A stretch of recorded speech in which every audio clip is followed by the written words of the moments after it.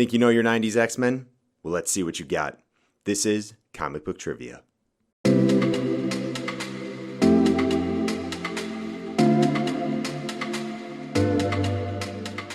Welcome guys to Comic Book Trivia. I am your host, Mark with the Chumpcast, and today I will be quizzing some lucky contestants on their 90s X-Men knowledge. But that does not mean I don't want you guys involved too. Make sure you're playing along with each question, and at the end of the video, leave a comment below and let everyone know how you did. And rules are pretty simple.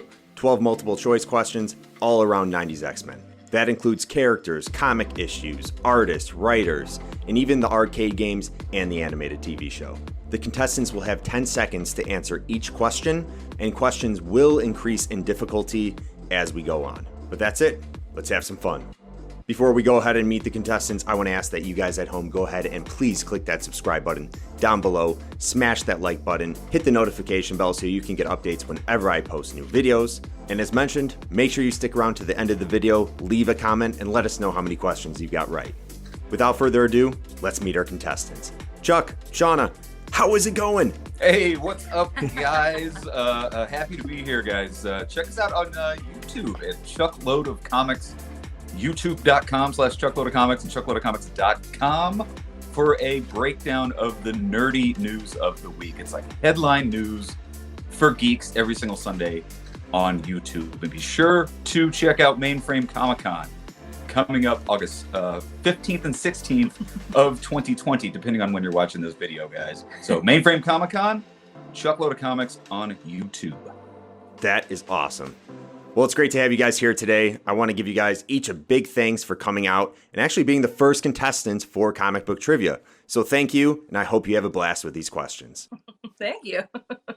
All right, well, let's get it going. First question. Who is this X-Men member? Is it A, Wolverine, B, Blue Bear, C, the Beast, or D, the Cobalt Critter?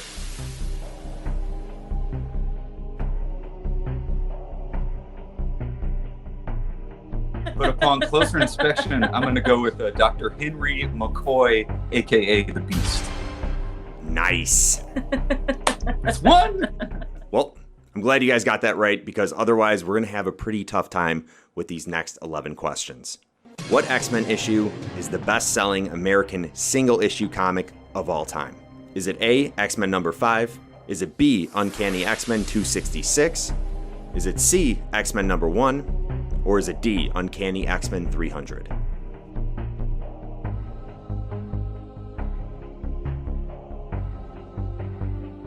Shauna? I think we're going to have to go with C, X-Men 1. 1991. God, you guys are good. Oh! It's available at every dollar bin in America. That is right, Chuck. X-Men number 1 was famous for being the best-selling comic ever that we have hard data on. It sold close to 8 times more issues than its second-place runner-up, Star Wars number 1 in 2015. Wow. That I did not know. Jason Aaron, right? All right. Sweet, we're crushing it. That you are. You're 2 for 2. Let's see if you can get this next one right. Since its publishing in 1991, X-Men number 1 has sold approximately how many copies? Is it A, 13.7 million, B, 2.8 million, C, 3.3 million, or D, 8.2 million? I want to say B, 2.8 billion. What was B again? 2.8 million. Let's go with that. Seems low, but I think I'm going to go with B, 2.8 million. No. Sorry, guys, you are wrong. No! The answer is 8.2 million. Wow. That's incredible. You're an accountant. You're supposed to know these things. With spread out installments over 5 weeks and 5 different covers, 4 of which could be laid side by side to form a connecting mural drawn by fan favorite up-and-coming artist Jim Lee, retailers went all out with an estimated 8,186,500 copies of X-Men number 1 to meet the demand of collectors hoping this issue would become an Action Comics number 1 or Amazing Fantasy 15 one day. And we all know that didn't happen.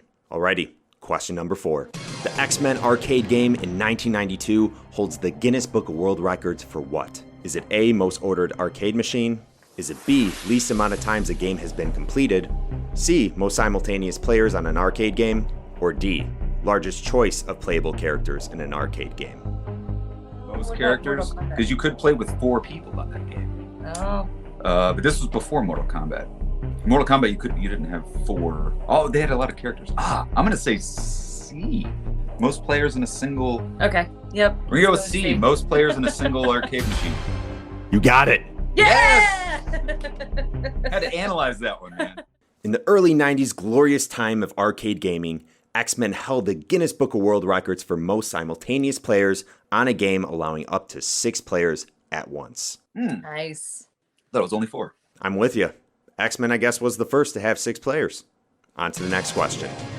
In the 1992 premiere episode of X-Men the Animated Series, before Jubilee completely runs away after destroying an arcade machine with her pyrotechnic abilities, she tells the arcade owner the machine cost what? But first, check out this clip. No, not again! Hey, you! Do you know how much that game costs? Was it A, a quarter? Was it B, this much? Actually giving him the finger.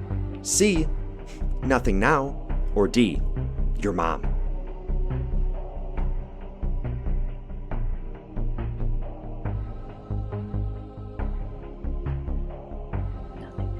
I gotta go with C, nothing now. It's nothing now. Let's finish up the clip to see if you're right.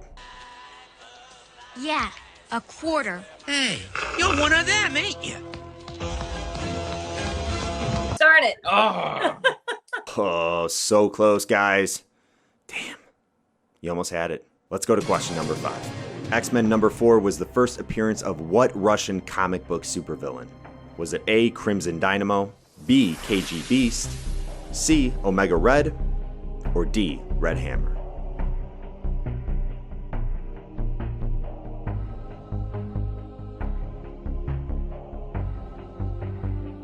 We're gonna go with C, Omega Red. And you're back in this. That's correct. In X-Men number 4, Russian-born serial killer Arkady Grigorovich Rosovich was captured and turned over to the KGB, who then experimented on him with the goal to create a super soldier similar to Captain America. Omega Red was the end result. A small cameo in Deadpool 2. That is right, Chuck. I completely forgot about that. Good ad there. Okay, on to the next one. This iconic noir-influenced Wolverine number 24 cover was drawn by who? Was it A, Jim Lee, B, Andy Kubert, C, John Romita Jr., or D, Mark Silvestri?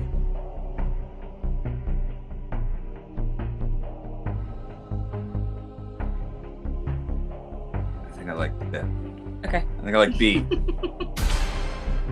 The answer is A, Jim Lee. Oh, It doesn't even look like a Jim I Lee. know. Although he never illustrated a full issue of the 1988 Wolverine solo series, Jim Lee did draw a handful of memorable covers for this title, like that one. Damn. Way to go, Jim. All right, now for question number 7. In March of 1994, Cyclops and Jean Grey finally tied the knot in an event issue titled what? Was it A, The Ties That Bind? Was it B, You and I Forever? C, Love is in the Air? Or D, Till Death Do Us Part? Damn it, I have that book. I Run out of don't time. know off the top of my head. We're out of time. What do you like? What do you think? Till death do us part. Till death do us part. No!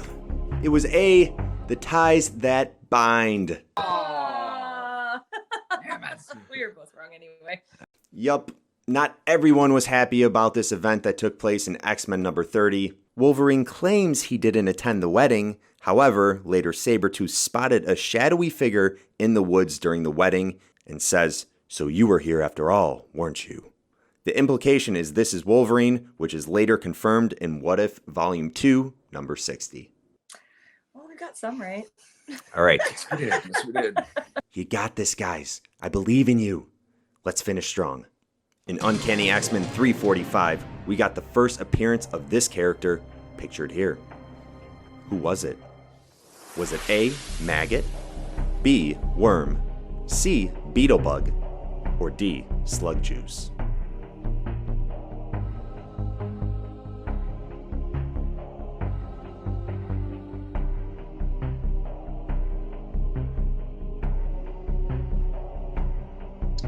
Going with A, Maggott. You are correct, Chuck. Nice. We're back.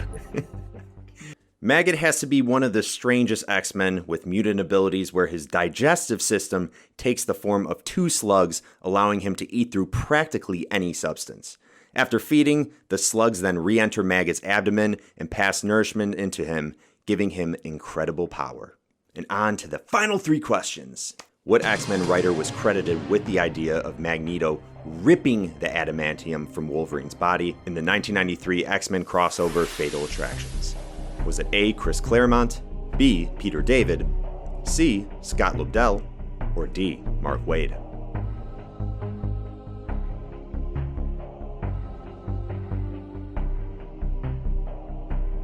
I was gonna say Chris Claremont. Yeah, I gotta He writes the 90s. go for it. Chris Claremont? Oh, it's B, Peter David. Damn it. So close. According to sources, Peter David actually had the idea of Magneto pulling out Wolverine's adamantium during the plotting of the Executioner's Song crossover. He had sarcastically suggested the removal when they were considering bringing Magneto back, but supposedly it was never meant to be taken seriously. It wasn't until that point that Wolverine realized he had bone claws. He thought he was clawless, and then they popped out and there were bones. He's like, holy shit, I have claws naturally. I had no idea. Chuck, again with the great ad. Very nice. Okay, question 11 for you. What was the name of Wolverine's android doppelganger that appeared in Wolverine 37? Was it A, Isaac, B, Stefan, C, Gunther, or D, Albert? What sounds more Canadian? I think C sounded Canadian, but Isaac sounds like something they would actually write in a comic. It just sounds biblical. Isaac? And we're going to go with Isaac. It's D, Albert. Damn it. That does sound Canadian. Built by Donald Pierce in the Reavers underground base, Pierce created the Wolverine android in order to lead actual Wolverine into a trap where he would be killed by LCD. LCD, who had an appearance of a little girl, but was in fact an android bomb, was created by Pierce to end Wolverine's life. Damn it. I know it's sad. We're coming to a close. You guys got this, though. Final question. Uncanny X-Men 282 had the first cameo team appearance of the Xavier Security Enforcers, consisting of what 3 team members? Was it A, Bishop, Amazon, and Greystone, B, Bishop, Randall, and Malcolm, C, Bishop, Archer, and Greystone, or D, Recoil, Malcolm, and Sure Shot?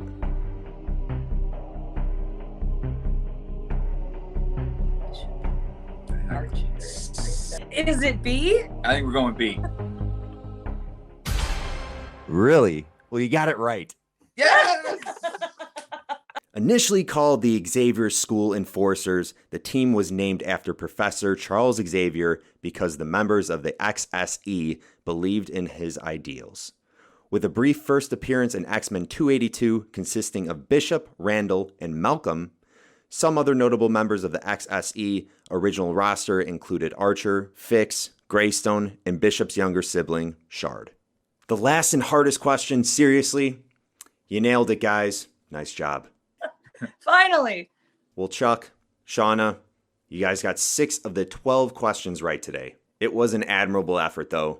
I hope you guys were able to take away some of today's info and expand that X-Men knowledge. But before you head out, how about you guys tell us again where everyone can find you? Yeah, find us on YouTube, first and foremost, at youtube.com/chuckloadofcomics. And guys, Mainframe Comic-Con, depending on when you're watching this video, is coming up August 15th and 16th. We've got a ton of awesome comic book guests. The event is totally free, virtual fan event, costs you nothing. Go to mainframecomiccon.com. And thanks for watching us play mediocre trivia. Thank you, guys. Thank you, Chuck and Shauna. Shauna, I love your Detective Pikachu shirt. Thank you. That's freaking amazing. All right, guys. Well, I hope you had fun. Me too. That's awesome. Thank you so much, Mark. Take care, guys. Well, that's it for today's episode of Comic Book Trivia. Players at home, before you go, make sure you comment below and let everyone know how many questions you got right. and be honest. And don't forget to share this video with some of your fellow nerds and see if they can beat your score. That's all for now. Stay tuned for upcoming comic book trivia videos right here on this channel. But until then, embrace that nerd in you. I'll see you guys later.